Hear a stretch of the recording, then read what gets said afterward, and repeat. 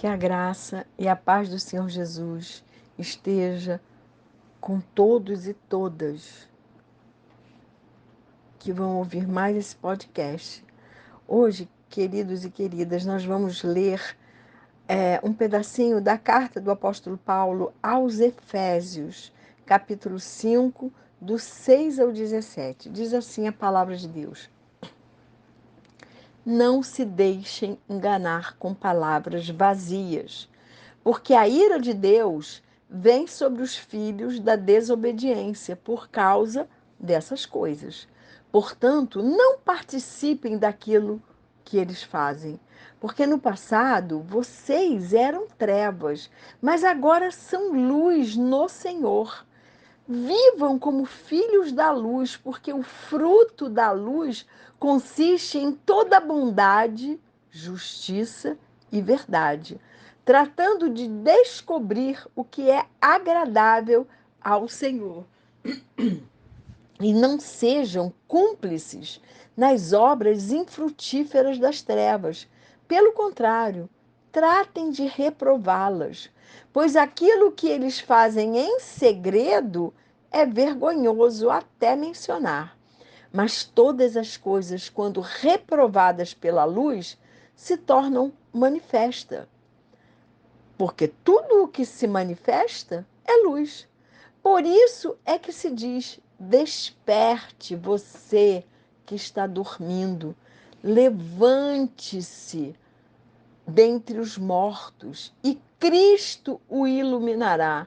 Portanto, tenham cuidado com a maneira como vocês vivem e vivam não como tolos, mas como sábios, aproveitando bem o tempo, porque os dias são maus.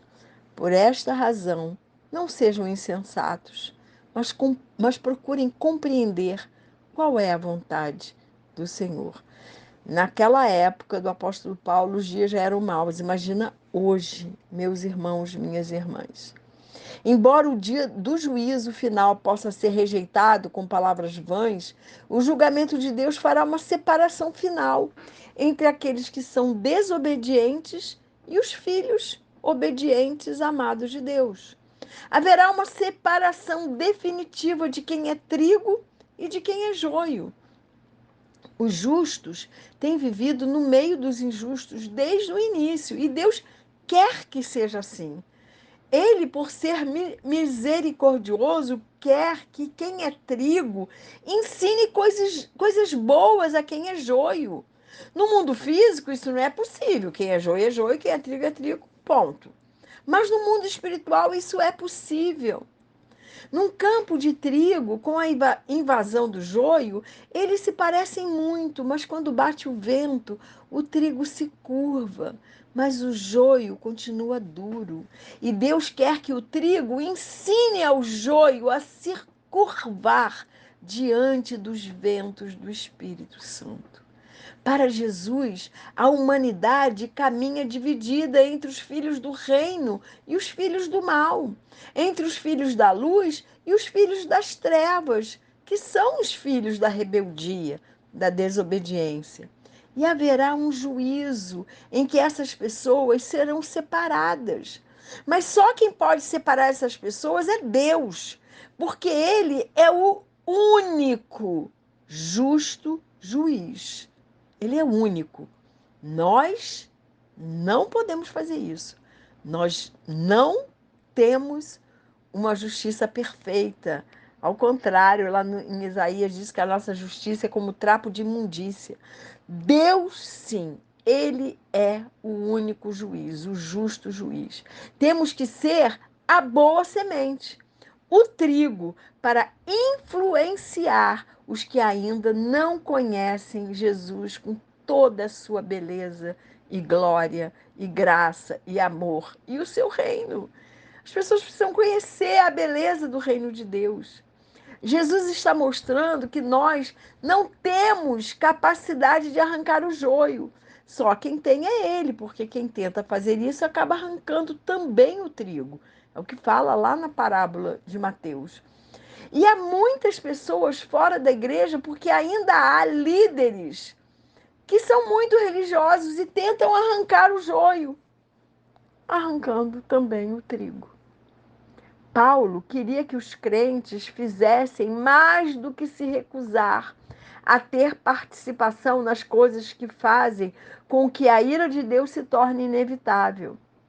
Filho da desobediência significa ser rebelde diante do apelo do Evangelho, diante da oportunidade de ter uma vida nova em Cristo Jesus, porque Cristo Jesus quer trazer novidade de vida a cada um de nós, e é todos os dias.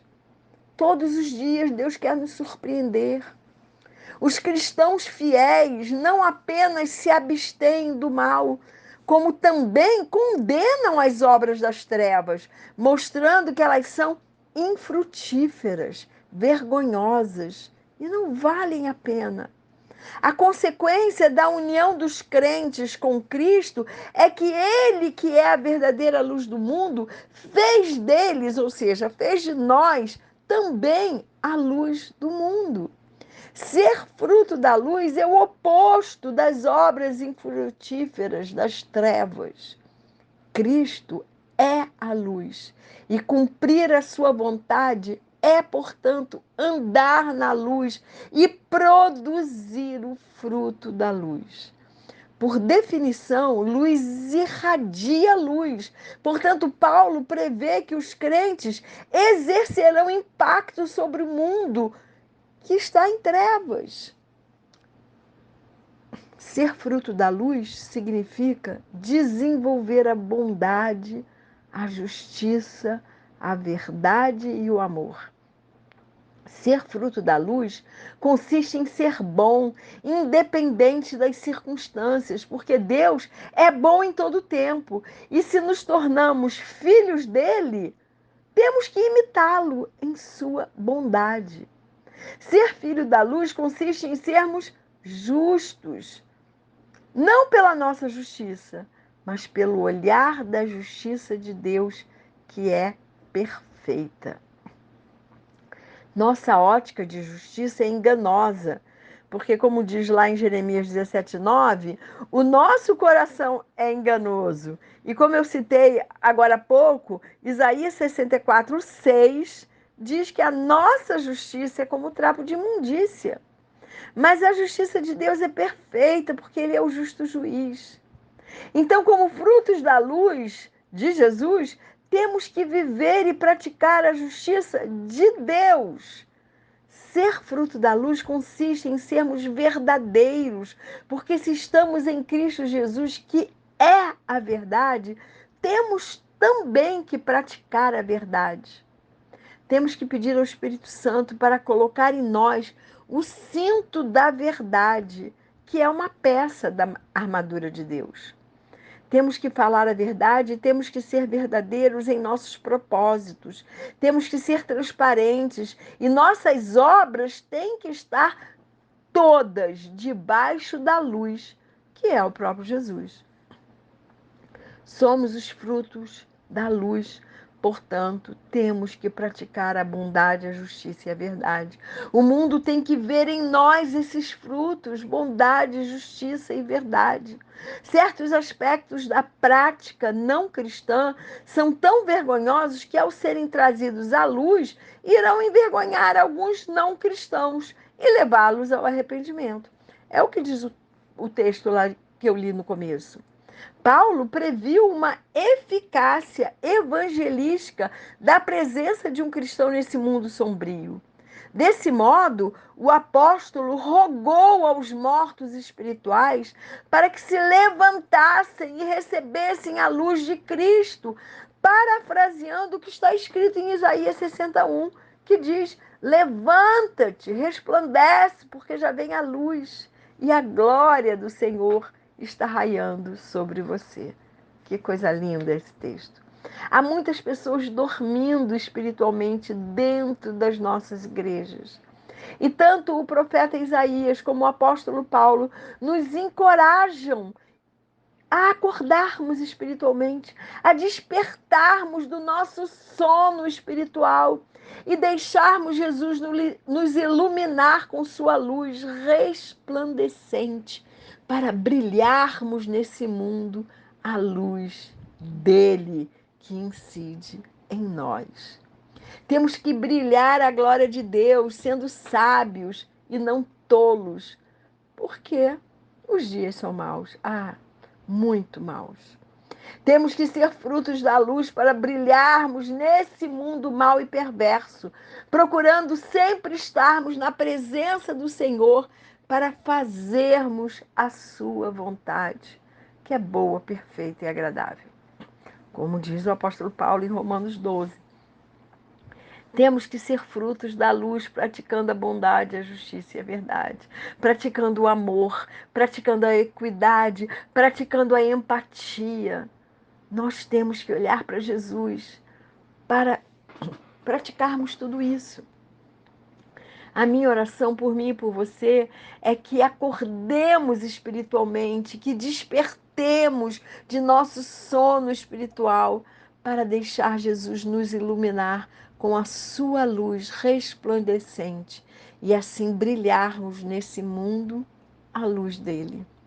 A minha oração por mim e por você é que sejamos frutos da luz para brilharmos nesse mundo mau, nesse mundo perverso, procurando sempre estar na presença do Senhor para fazermos a sua vontade. A minha oração por mim e por você é que sejamos frutos da luz, praticando a bondade, a justiça e a verdade, além do amor, da empatia, da paz, de tudo aquilo que Jesus já nos ensinou. E que o Senhor nos abençoe e nos guarde, que o Senhor faça resplandecer o seu rosto sobre nós e que o Senhor tenha misericórdia de nós. Que sobre nós o Senhor levante o seu rosto e nos dê a paz.